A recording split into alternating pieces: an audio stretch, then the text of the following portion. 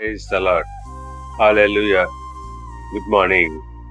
క్రీస్తునందు ప్రియులారా, ఈ ఉదయ కాలంలో మరొక నూతన వాగ్దానంతో మనము ఈరోజు ప్రారంభించుకుందాము.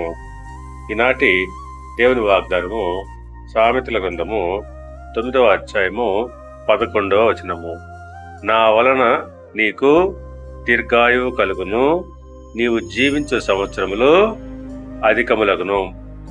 పిల్లరా, మనము దేవుని ఆజ్ఞలు కట్టడలను పాటించినప్పుడు అందువల్ల మనము దీర్ఘాయువు కలుగుతుంది, మనము జీవించే సంవత్సరాలు అధికమవుతాయని వాక్యము తెలియజేయబడుతుంది.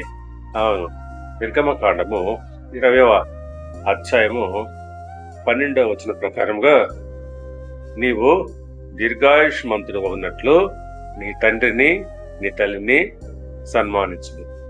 అవును, మనము భూమి మీద దీర్ఘాయుష్మంతులుగా ఉండాలంటే మన తల్లిదండ్రులను సన్మానించాలి, ప్రేమించాలి.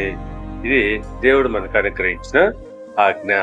కాబట్టి పిల్లరా, మనము దేవుని యొక్క ఆజ్ఞలను కట్టడలను పాటిస్తూ ఉన్నప్పుడు భూమి మీద మనము దీర్ఘాయుష్మంతులుగా జీవిస్తాము.